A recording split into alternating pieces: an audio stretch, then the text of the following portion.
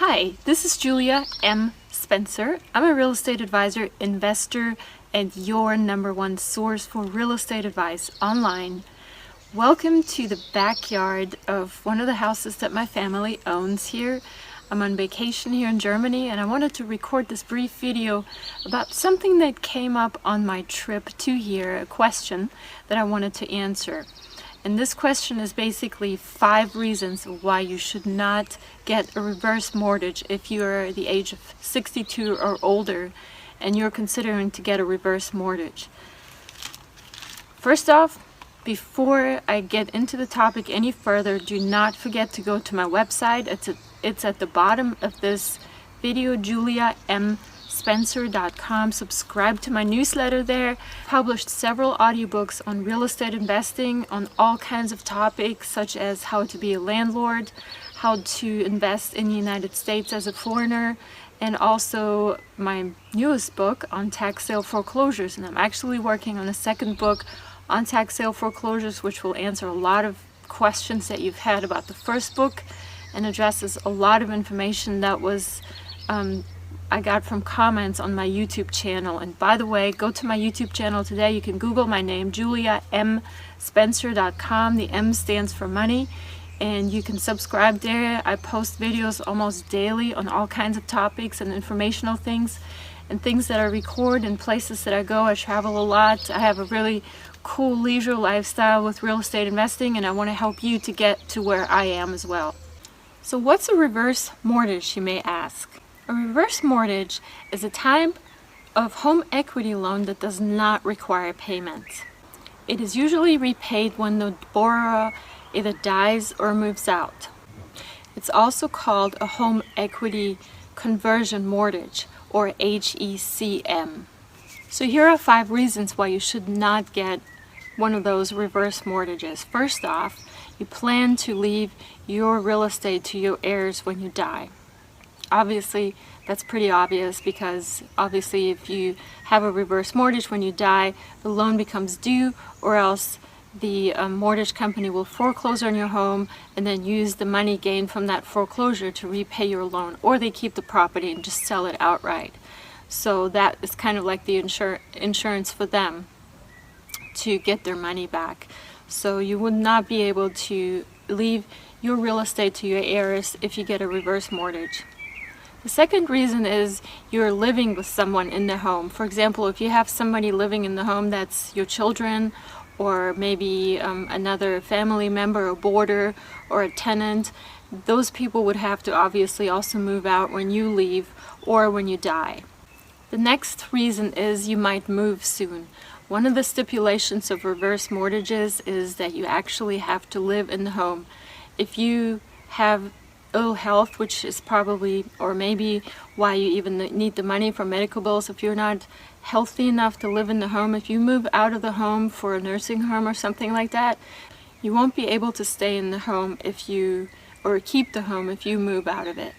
Another reason is you're getting the reverse mortgage, but once you get the reverse mortgage to have money to live off of, you still can't afford to pay your taxes, your maintenance, and your upkeep on the property. Then you shouldn't get a reverse mortgage, because you're still going to be responsible to maintain the home and to pay the taxes and all the other things. So if you don't pay those, then obviously that is a requirement of having this reverse mortgage, and you're not going to be able to keep the home if you can't pay the taxes, very obviously, or else live in a place that needs extensive maintenance where you can't live.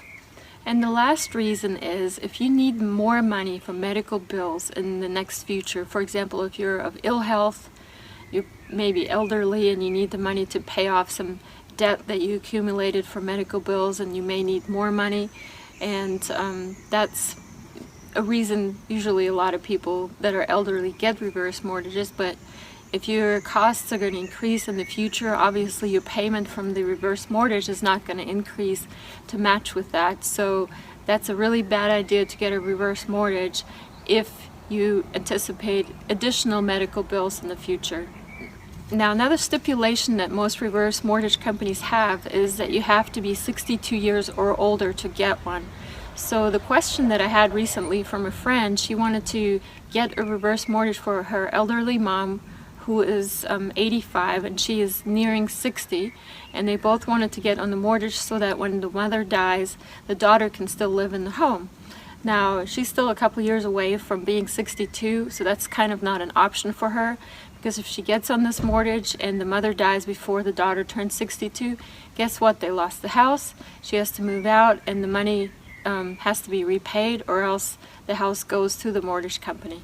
Now, let me just put away my notes here on the research that I made. One of the things that really bothers me about reverse mortgages is the one thing that bothers me about actually all mortgages, but specifically about reverse mortgages. So you may want to consider that before you get one. One of the reasons people get more, or one of the ways that people get mortgages is going through banks. And there's origination fees, there's inspection fees, you have to pay the taxes up front. Sometimes you have to pay upfront mortgage insurance even. There's closing costs, there's title insurance. I mean, there's all kinds of things that you have to pay to close on a mortgage. This is actually true for all mortgages, but also a reverse mortgage. So you have this huge upfront cost that you have to invest to get a reverse mortgage. A lot of times that's probably going to be factored into the loan, which takes away from your equity. And if you are an elderly person and you need money for certain medical expenses or just for living expenses, you know, I really think that there's better options than a reverse mortgage. At first I was kind of like, yeah, I don't know about reverse mortgages, don't know anything about it.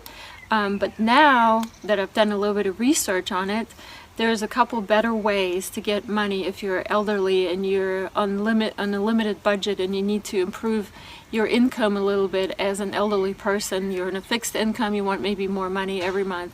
Reverse mortgage is an option, but there's a couple other options, and that's going to be the topic of my next video.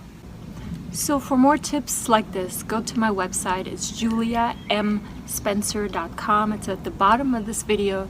You can subscribe to my newsletter there, download my free guide to real estate investing there, and also make sure you check out my YouTube channel for any additional videos. You can always send me questions. You can add the questions to the bottom of this video. You can also send me an email to realestate@juliamspencer.com, and I look forward to hear from you. Thank you. For your free guide to real estate investing, visit juliamspencer.com.